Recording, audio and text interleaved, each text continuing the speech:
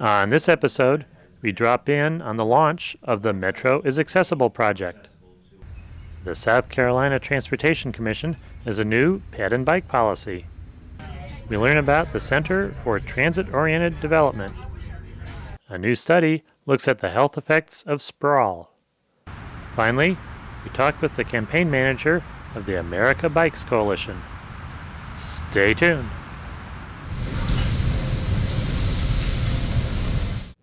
We're in Washington, D.C., talking with Ricky Epstein with WMATA. What does WMATA stand for? WMATA is the Washington Metropolitan Area Transit Authority, known to many as Metro. It's the bus and rail system within the Washington metropolitan area. And what do you do for them? I am the WMATA ADA project officer. I work within the Americans with Disabilities Act Programs Office. Our office is responsible for doing outreach and providing supports and services to people with disabilities and our customers with disabilities who use the public transportation system. And what was the event that you had going on this morning? Okay. We had a launch and kickoff of WMATA's new Metro is Accessible project, which is designed to educate the public at large, and in particular to educate people with disabilities and representatives of disability advocacy organizations that Metro is accessible, and to share information about some of our services and supports that our office can provide to assist people with disabilities who are interested in using the fixed route bus and rail system to travel. What has Metro been able to do over the years to make itself accessible? Metro has done a great deal over the past 10 years to comply with the Americans with Disabilities Act and to enhance accessibility features in our stations. Anything ranging from within our rail system, we've added gap reducers to make it easier for people who are wheelchair users to get on and off the rail cars. We have also added between car barriers to help people who are blind or visually impaired know that the space between the rail cars is not the train entrance, and to help them in terms of safety as well. On the bus side, we've added voice enunciators or talking bus systems to help people who are blind or visually impaired who are unable to determine locations and bus stops and transfer locations, and to help them as they're approaching their destinations. Those are just a couple of the many, many examples of the accessibility features that have been added over the years. So how are you going to get the word out to people that they might be able to use Metrobus and Metro Rail? Well, one of the things that we're doing is we're going to be doing a very comprehensive poster campaign featuring the accessibility features and the statement Metro is accessible. We are going to be starting off internally by putting up posters in our rail stations, on rail cars, in all of our buses, and then externally we're looking to many of the representative organizations who serve people with disabilities who are at our kickoff event just this morning, asking them to help us spread the word by including information on their websites, in newsletters, and in using their various communication channels to help us extend the reach to as many people with disabilities in the metropolitan area as possible, so that they learn that Metro is accessible, and so that they also become aware of some of the additional services and supports available through our office through this particular new project. And someone who's never taken the bus, a little bit nervous about using one of the wheelchair lifts, how can they find out how to do it? Okay, one of the components of the project that we're most excited about is that we will be able to be offering either individualized or small group Metro system orientations, where a person or a group can contact us and someone from the WMATA staff will go out and either meet them at a rail station or at a bus stop and walk them through all of the ins and outs, helpful tips, how to purchase a fare card, how to go through the fare gates, how to plan their trip using their online or voice-activated ride guide, and really walking them through the system so they become familiar and comfortable and really well-oriented to using Metrobus and Metro Rail. We're in Columbia, South Carolina, talking with Tom Dodd, who's the pedestrian bicycle coordinator. Glad to have you here. What happened on January 14th of this year? Well, the culmination of first step in Mrs. Mabry, our Executive Director Elizabeth Mabry's new initiative to get pedestrian and bicycle transportation moved to the forefront in South Carolina. We'd had a successful conference in North Charleston earlier a month before that in December. Our Transportation Commission, which governs transportation for South Carolina, was given a policy resolution that would put bicycling and walking a part of everyday activities of the DOT here in South Carolina. They considered it for a month and they passed it. And this was pretty much a watershed event in that it told managers throughout the Department of Transportation that this indeed, well, we all knew it was important. They should learn it was important. They should learn it's as important as anybody had been telling them it was. That the provisions for pedestrians, provisions for bicyclists are indeed to be taken seriously in what we do at the department. What might people be doing differently as a result of this new policy? Well, I think it's gotten the attention of some people maybe that previous exhortations hadn't. We're working on new typical sections that give better lane width for cyclists on new roadway projects, and it's also letting people know that the pedestrians and the issues for pedestrians, when it was a marginal thing, whether the provision of a sidewalk was not intuitively obvious or intuitively obvious that we don't need it. When it was on the cusp, this pushed it over the edge. We are now going to be providing for pedestrians with those sidewalks, as well as for both when we do resurfacing projects and add a little bit extra to the side of the road. So in rural areas where there is very sparse pedestrian or bicycle traffic, there'll be a place to walk or to cycle. How's this going to change your job as the ped bike coordinator? Well, it wasn't exactly slack then, but we're busy getting the accompanying policies that follow this. A letter from the executive director will follow on to this, saying that she wanted all of our activities at the department to be in pursuit of this policy, but specifically what we do for projects. And following that, the state highway engineer has me working on a departmental directive that will give guidance to our pre-construction and our maintenance folks on exactly what he wants in this regard. What impact would this have on the localities around the state? Well, specifically, the localities are our major partners in many of these roadway improvement projects. They know their area. They know what they need in terms of roadway projects.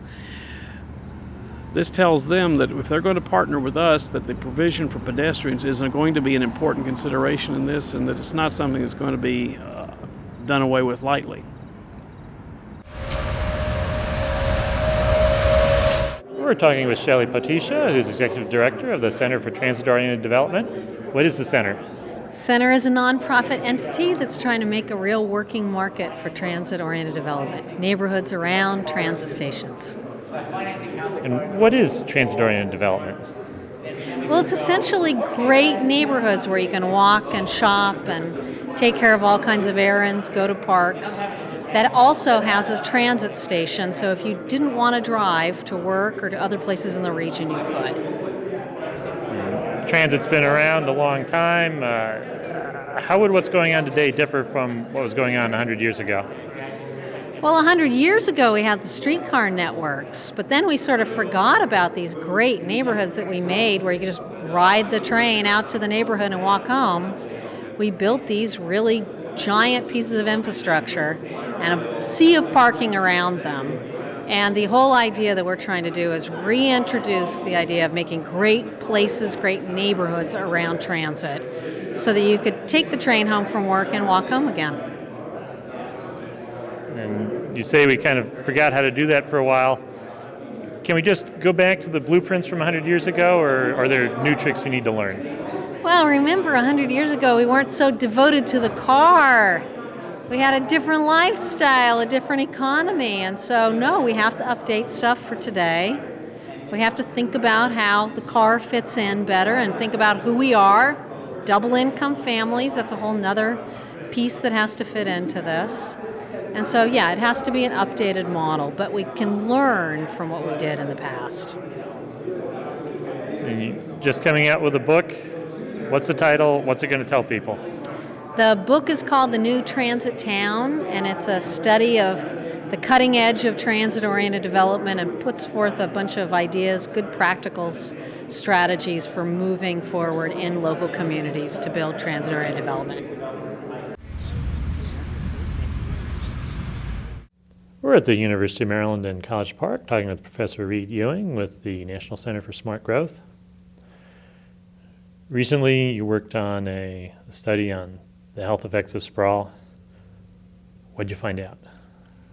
Well, we found out that people living in sprawling counties compared to more compact counties walk less in their leisure time, way more, are more likely to be obese, and are more likely to suffer from high blood pressure. That's after controlling for or accounting for a whole bunch of personal factors like age, race, education, fruit and vegetable consumption, those variables that would cause one to be healthy or less healthy, less or more obese.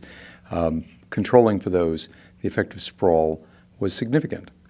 We measured sprawl in terms of population density and block length and a bunch of other variables that urban planners think characterize more compact environments versus more sprawling environments, and found that the sprawl index that we created was significantly related to all of those outcomes, weight, obesity, high blood pressure, at levels that were surprisingly high. And this was the first study of its sort, and it as a result, got a lot of national attention.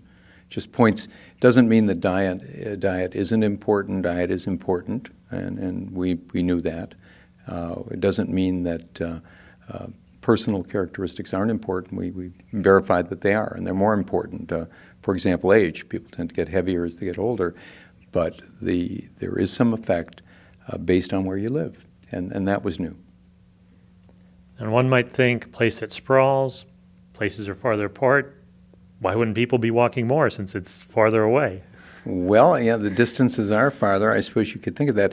What I have heard a lot is that people have pictures of suburban environments with walking trails and that sort of thing, and it is true that some suburbs are very walkable, but you can't go anywhere. What makes an urban place, a really compact place like San Francisco or Boston, so walkable and causes the effect we found, isn't the leisure time activity. Leisure time activity doesn't vary that much between Boston and Geauga County, which was the most sprawling county in the U.S., according to our calculations. What's important is what's sometimes referred to as utilitarian travel. This is travel for purposes like shopping or going to school or going to work.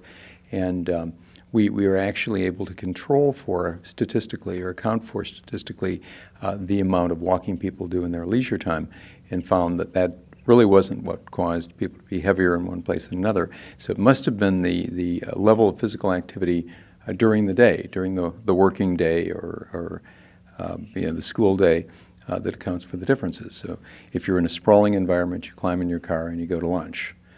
If you're in a compact environment, you walk to lunch. If you're in a sprawling environment, everything is one story and you park near the entrance to the mall, as close as you can get, except at Christmas. And if you're in a more compact environment, you may drive your car, but you're going to park in a public parking area and you're going to have to walk some distance. You may use transit. That involves a walk to or from the stop if you're in a compact area, never if you're in a sprawling area. So it's the purposeful, the travel for other activities that seems to make the difference as far as we can tell. But in any event, this is the first study, and there are going to be a lot of other studies that refine our thinking. How big is the health effect? It's not huge, but it's significant. It is roughly equivalent to the effect living in the most compact place, which in this case in our study was Manhattan, versus the most sprawling, which is this suburban county outside of Cleveland, Geauga County. That difference translates into about 6 pounds for the average adult, American adult. 6 pounds isn't huge, and our weight varies by that much in any given month if we're not careful. But But it's equivalent to the effect, for example, of being a male versus a female. Males tend to be heavier with the same height. It's equivalent to the effect of smoking. People who have given up smoking know their weight goes up. Well, better than smoking, you just move to a more compact place and you're going to lose as much weight that way. So it's equivalent to some other effects. Now, 6 pounds, critics of this particular study have said, yeah, that's nothing. But it turns out, according to the people who worry about these things in public health, that 6 pounds across an entire population on average is very significant. Even 1 pound on average across a huge population is significant, because maybe for someone it's nothing, no difference. They're just as active living in a sprawling environment as they'd be in a city. But for others, it makes an 8 or 10 pound difference, and so these population effects, as they call them, can be small, but the effects on individuals can still be very large in terms of health. And some people were saying the same thing about sprawl before the study came out. What does this study add to it? Well, it adds credibility and authority. It adds quantification, which we hadn't done before. We now know it's 6 pounds, or roughly that, and there'll be other studies that'll say it's 8 pounds or 4 pounds. But we have now quantified the impact. It addresses the skeptics directly. When we did our national teleconference on this, the first reporter's question was, duh, isn't it obvious that people living in more sprawling places, more auto-dependent places, don't get as much physical activity and hence are heavier? And the fourth reporter, the question was, I don't believe it, basically. It's all a matter of diet.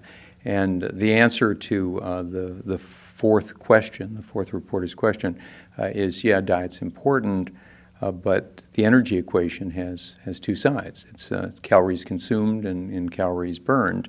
And we're consuming more and we're burning less, and that's why we're storing these added calories in the body as fat, and that's why we have what is now considered an epidemic, an obesity epidemic, a crisis in a healthcare sense. Almost 1/3 of all American adults are obese. That is very overweight. That's a body mass index of 30 or higher, 30 pounds overweight. Over 2/3 are overweight. And it's costing us, best estimate I've seen is $117 billion per year in added health care cost.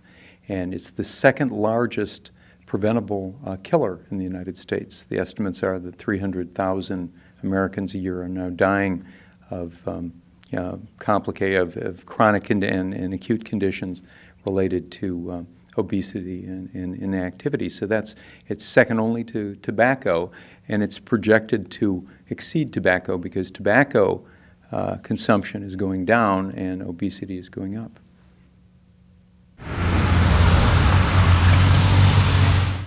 We're in Washington, D.C., talking with Martha Ruskowski, who's campaign manager for America Bikes. What is America Bikes? America Bikes is a coalition of all the major national bicycling organizations working together to make sure that the next federal transportation funding bill contains good provisions for bicycling and walking. And what is the status of the federal transportation funding bill?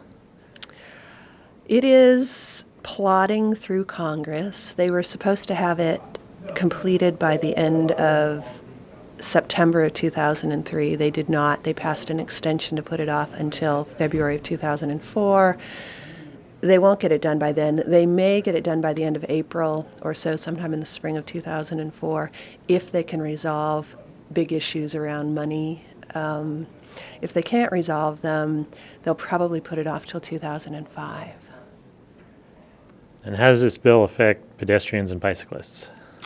It's the single most important piece of legislation on a federal level for bicycling and walking. Most decisions that affect bicycling and walking happen at a local level. Some happen at a state level.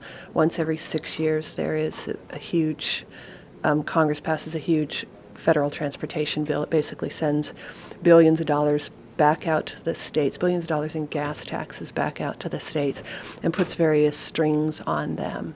Since 1991, the two previous bills have sent about between $2 and $3 billion into bike and ped projects across the country. So it's been a pretty significant source of funding for bicycle and pedestrian projects in local communities.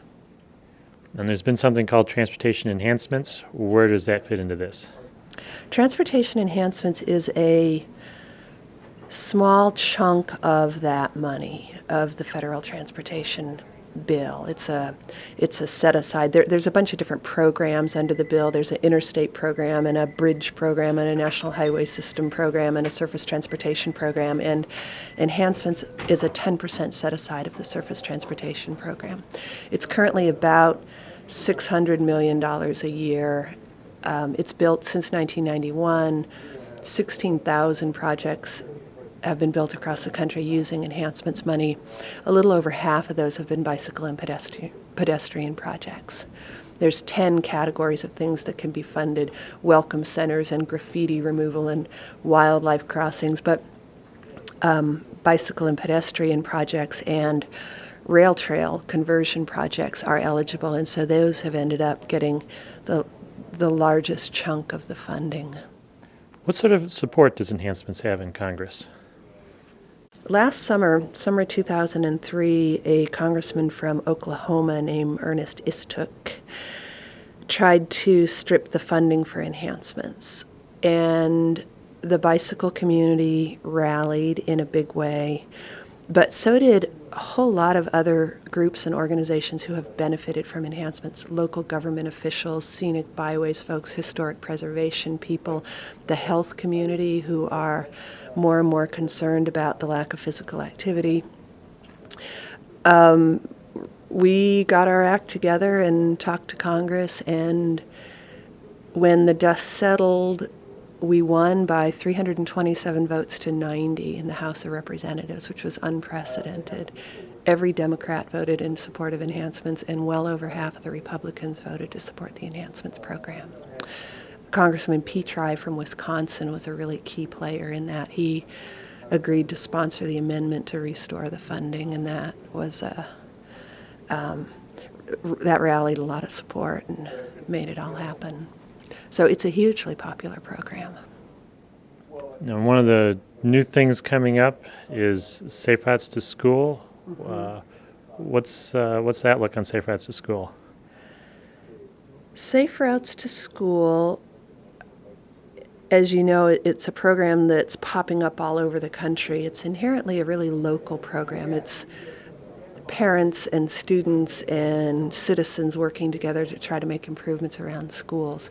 The America Bikes team worked closely with Congressman Oberstar to craft a vision of what would a national Safe Routes to School program look like.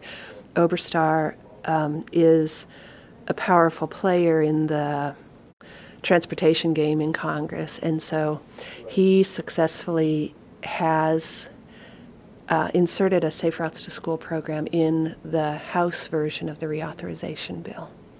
So it's a program, currently it's proposed to have $250 million a year in funding, which would be sent out to the states, somewhat similar to enhancements.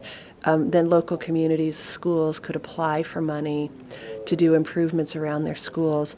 The language also says that at least 10% of the money in each state will be spent on promotion and encouragement activities. So it'd be not just infrastructure, better sidewalks and bike paths and crosswalks, but also programs to encourage bicycling and walking to school, or to do enforcement around schools, the soft stuff that help make it easier for people to bike and walk to school. So Safe Routes to School is in the House version of the bill at $250 million. We also succeeded in getting it in the Senate version of the bill, but it's only at $70 million a year, which is not enough to really do much. A small state like Vermont at the $70 million level would get $300,000, which sounds like some money until you realize that one stoplight costs $250,000. So Vermont could put in one stoplight with their Safe Routes to School money. So it's we're working to get the funding level closer to the $250 million in the House. And you have something new called Complete Streets. Yeah, What's that? The America Bikes team has 3 priorities in the legislation. It's to strengthen and preserve the existing programs. And by with the vote on enhancements last summer, we've pretty well assured the continuation of the enhancements program. No, I don't think anybody's going to want to pick that fight again, seeing how badly Mr. Istook lost on it. So preserve the existing programs. Safe routes to school is our second one. And our third one has been this idea of routine accommodations, which would be, it's a real simple and elegant policy that when you build new roads, you build them to be safe for bicycling and walking if bicyclists and pedestrians are allowed on the roads. If you're going to allow people to walk and bike on your roads, you should build them to accommodate them. We have not gotten a lot of traction in Congress with that. It's funny, they're willing to put big chunks of money toward programs, but they don't want to do this kind of policy change. So we sat down a few months ago to rethink the concept of routine accommodations and figure out how we could sell it better. And so we came up with this idea, it's sort of a campaign called Complete the Streets. The idea that communities should have complete streets, and a lot of communities don't have complete streets. And we need to make changes at a lot of levels. At a community level, in our subdivision regulations, our planning and zoning, when we go out and approve new subdivisions, we should make sure that they're building complete streets. MPOs should be building complete streets. State highway departments should be building complete streets. What we're trying to do at a federal level becomes one part of this whole complete streets idea. We're still in the process of really defining the vision, and then the next step is going to be to get the word out, get our community to start using the term complete streets and percolate it out through the planning communities and the engineering communities.